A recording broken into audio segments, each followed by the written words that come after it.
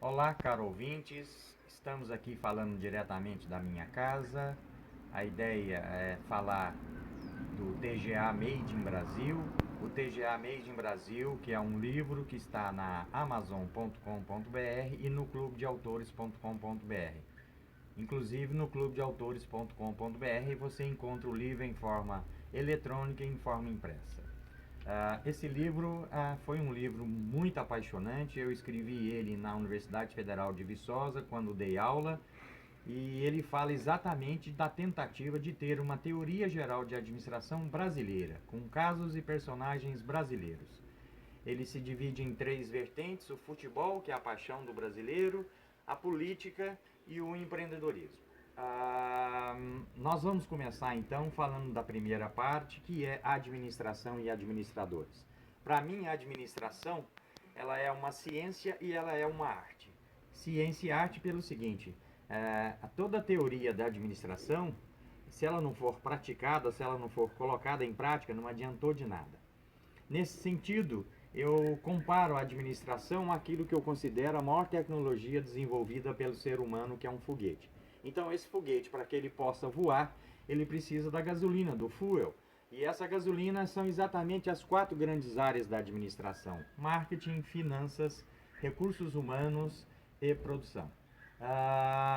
Esse foguete, para que ele possa realmente subir, ele vai carregar quatro asas, que são matemática, filosofia, política e física. E eu agora vou falar sobre cada asa para vocês. A primeira asa é a asa da filosofia. Filosofia. A filosofia eu considero a mãe de todas as ciências. E para que você possa entender filosofia e ser um bom administrador, você precisa entender a história do mito da caverna do Platão. Segundo essa história, as pessoas viviam na sombra, na caverna, na sua escuridão, no seu não conhecimento do mundo. E essas pessoas estavam lá na sua ignorância, e uma dessas pessoas resolve sair da caverna. E ele descobre lá fora, extasiado, que tem um mundo, tem uma série de coisas a serem conhecidas e conquistadas. E por ser um ser humano, ele resolve retornar à caverna e contar para as pessoas. E essas pessoas, ao ouvir a sua descrição de um novo mundo, elas acabam matando essa pessoa. Então, cuidado, a busca do conhecimento te cobra um preço. E em se falando de cobrança de preço, então, a filosofia remete ao administrador a uma pergunta crucial: qual é o sentido da vida?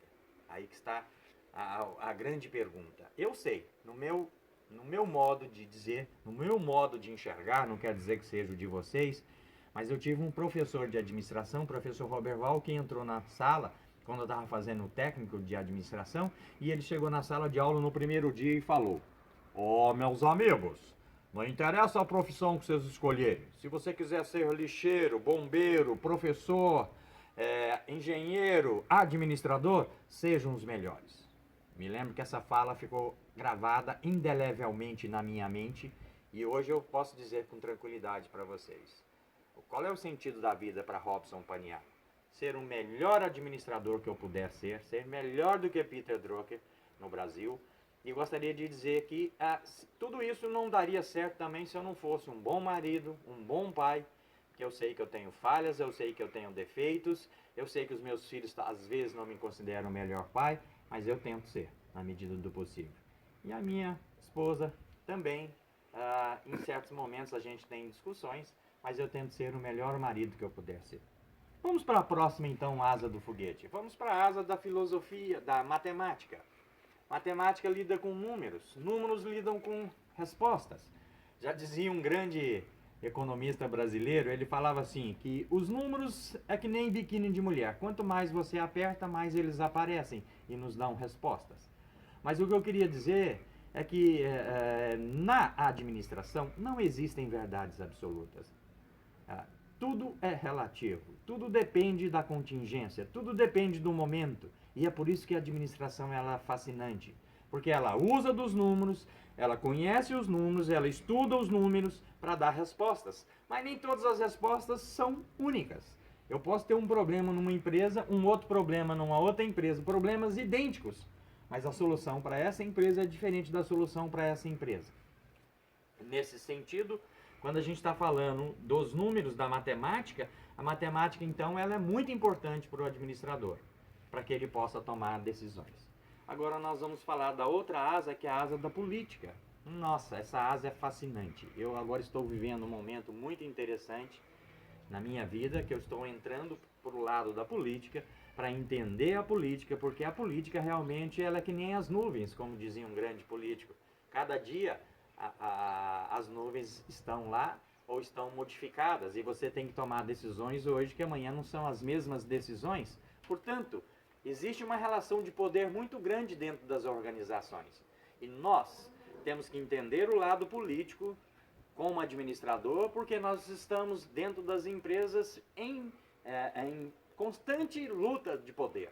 E essa luta de poder, Michel Foucault, um grande pensador francês, já dizia que as relações de poder existem em todos os lugares e em todas as relações, principalmente no meio empresarial.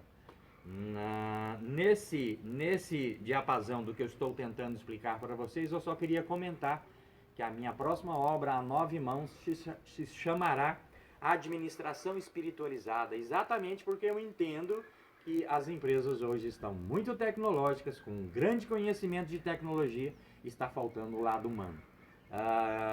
Nós pretendemos lançar esse livro em agosto agora, e tenho certeza que será uma grande obra. Para terminar então, nós temos que falar da física. E aí vocês podem me perguntar, mas professor, o que a física tem a ver com a profissão de administração? A física, na verdade, ela é muito importante porque ela tenta explicar o universo. E se você quer explicar o universo, todas as pessoas dentro das organizações, elas lidam com as relações de poder. E se lidam com relações de poder, essas empresas também elas precisam de seguir um movimento chamado física quântica. E agora as empresas também estão se tornando empresas quânticas. Eu vou explicar isso para vocês com muita tranquilidade. Eu eu tenho um sonho que eu já venho acalentando há muitos anos, que é o Clube dos Administradores, e agora nós estamos chegando numa nova feição jurídica. O Clube dos Administradores vai passar a se chamar IBCA, Instituto Brasileiro Clube dos Administradores. Vai ser um instituto educacional sem fins lucrativos para que nós possamos levar palestras, é isso que está acontecendo aqui, consultorias, para levar cursos, para levar games, para levar inteligência artificial, para levar IoT. Na verdade, então, o Clube dos Administradores é uma empresa tecnológica. Veja, eu não sou contra a empresa tecnológica. Eu sou totalmente a favor de coisas tecnológicas, mas por isso escrevendo a administração espiritualizada. Nesse sentido, quando eu falo de administração e administradores, eu estou falando de um mundo em constante mudança. Veja bem, nós tínhamos uma profissão que eu acabei de falar, RH, Recursos Humanos, mas eu sei que daqui a pouco RH já não será mais recursos humanos, será robôs e humanos. E isso vai causar uma série de mudança ética. Eu tenho um livro chamado Ética no Dia a Dia, esse livro inclusive é gratuito, eu vou colocá-lo de graça para vocês leitores, para chegar até nós, no site que nós estamos montando do IBCA. E eu quero dizer com muita tranquilidade que a administração para mim é uma profissão de alto quilate em todo o mundo. Você precisa de administrador. Você precisa ser administrador para administrar o seu escritório de advocacia. Você precisa ser administrador para administrar o seu negócio. Seja ele o seu negócio um negócio com fins lucrativos, sem fins lucrativos. E eu queria terminar esse primeiro capítulo dizendo que sigam-nos nos próximos 7 capítulos e depois um vídeo com todos os capítulos juntos.